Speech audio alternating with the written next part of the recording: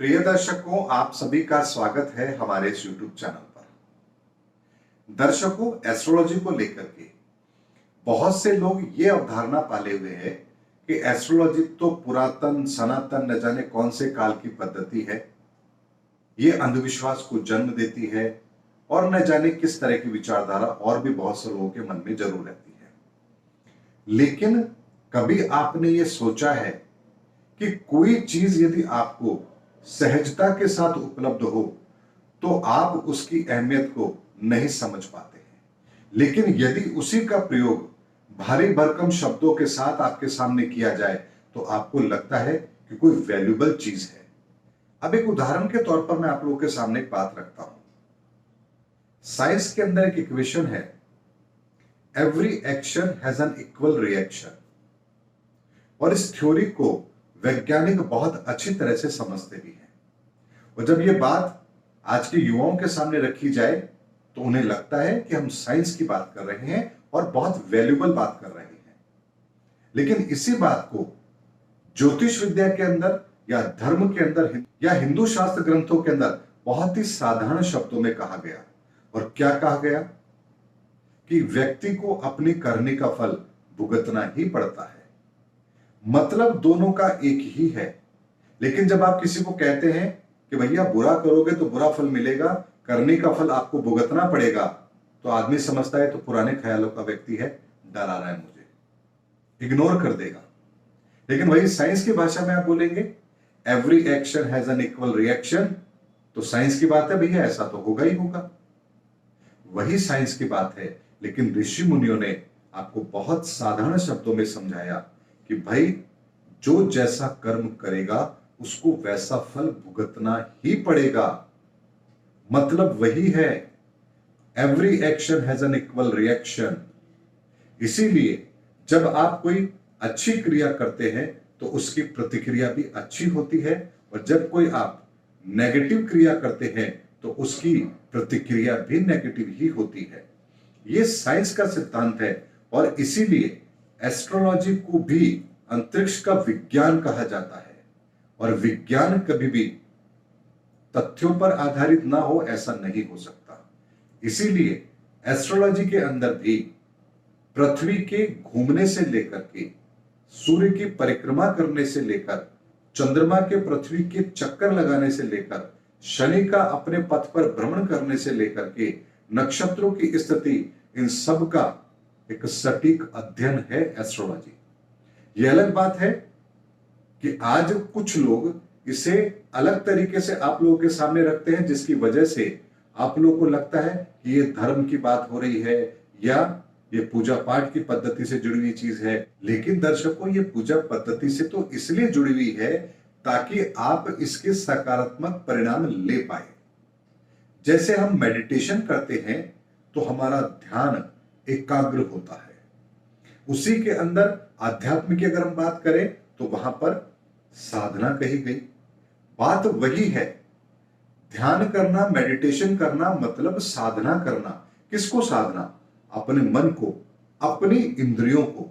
और मेडिटेशन का मतलब क्या होता है? आपकी ऑरा के अंदर जो एनर्जी चैनलाइज हो रही है उसको आप व्यवस्थित कर रहे हैं। मतलब एक ही है, लेकिन यदि इंग्लिश में बोला जाए तो वैल्यू ज्यादा लगती है, हिंदी में बोला जाए तो आपको लगता है कि तो देसी बात है।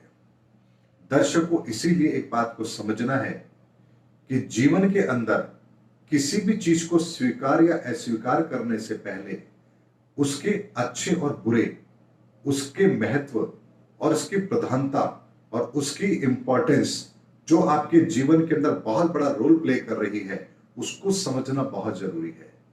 वरना होता यह है कि अक्सर हम अपने जीवन में ऐसी चीजों को इग्नोर कर देते हैं जो कहीं ना कहीं हमारे जीवन के अंदर हमारी तरक्की से जुड़ी होती है। इसीलिए जो लोग एस्ट्रोलॉजी को साइंस के रूप में इस्तेमाल करते हैं वो अपने जीवन के अंदर नकारात्मक परिणामों को कम करने में कामयाब भी अवश्य होते हैं। ये ठीक उसी तरह की स्थिति है जैसे किसान खेत में जाकर के जब बीज डालता है तो उसे इस बात का पता होता है कि कौन सा महीना चल रहा है, इस समय पर कौन सा बीज डाला जाएगा, कितने समय तक उसको सिंचाई की जरूरत है, इसमें कौन सी खाद डाली जाएगी, इसकी कटाई कब करनी है और ये बेचने के लिए तैयार कब होगी। ये सारा अनुभव उस किसान को है। जब किसान को इस चीज का अनुभव है और उसका प्रयोग वो अपनी फसल के अंदर करता है तो उसका प्रतिफल उसे फसल के रूप में अवश्य मिलता है। जब एक बीज पर इतना नियम लागू होता है तो हम इंसानों पर क्या कोई नियम लागू नहीं होता है?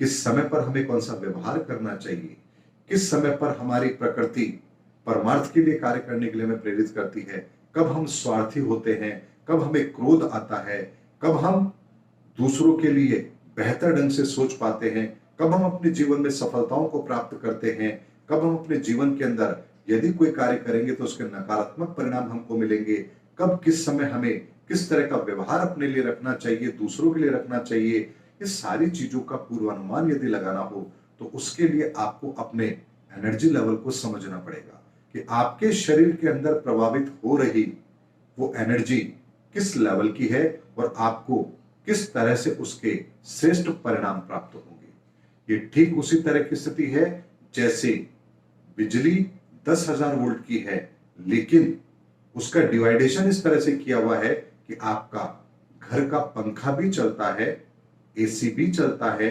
और बड़े बड़े ट्रांसफार्मर उद्योग के अंदर उन्हें बहुत हाई वोल्टेज की पावर भी देते हैं, लेकिन उसके पीछे एक मैकेनिज्म काम करता है। उसी तरह से ब्रह्मांड के अंदर ग्रहों की परिस्थितियां भी हमें एक विशेष एनर्जी दे रही है और उस विशेष एनर्जी को हम अपने शरीर के अंदर संतुलित रूप से कैसे चैनलाइज कर सकते हैं, इसको जानने समझने और इसका फायदा उठाने का नाम है एस्ट्रोलॉजी। और एस्ट्रोलॉजी पूरी तरह से साइंस पर बेस्ड होती है, प्रैक्टिकल है, इसीलिए वस्तु काल परिस्थिति को ध्यान में रखते हुए इसकी प्रेडिक्शंस होती है। इसीलिए दर्शकों, इतने सालों के अंदर हर बार हर 100-150 साल के बाद में कोई ना कोई महापुरुष ऐसे अवश्य आए हैं जिन्होंने नए सिद्धांत एस्ट्रोलॉजी के अंदर दिए हैं, चाहे फिर वो भृगु ऋषि हो, पराशर हो या फिर और कोई हो। इसीलिए दर्शकों, इस एस्ट्रोलॉजी को अपने जीवन के अंदर अपने फायदे के लिए इस्तेमाल करना सीखिए, फिर देखिए जीवन कैसे सुखद होता है। उम्मीद करता हूं दर्शकों, इस वीडियो के अंदर मैंने आपको साइंटिफिक तरीके से यह बताने का प्रयास किया है कि इसे अब आप साइंस के रूप में लेना शुरू कीजिए, क्योंकि ये धर्म से ऊपर की चीज है। ये साइंस है जो हर व्यक्ति के साथ ठीक उसी तरह से रिएक्ट करती है जैसे साइंस का प्रयोग कोई भी करेगा तो सेम रिजल्ट मिलेगा। उसी तरह से ग्रहों की एनर्जी भी हर व्यक्ति को वही चीज देती है, बस फर्क इतना है कौन उसका सदुपयोग करता है और कौन उसका दुरुपयोग करता है, उसी से आपको रिजल्ट मिलेंगे। उम्मीद करता हूं दर्शकों, मेरा वीडियो आपको जरूर पसंद आया होगा। अगले वीडियो में आपसे फिर भेंट होगी, तब तक हमारे चैनल पर बने रहिए। जय हिंद, जय भारत।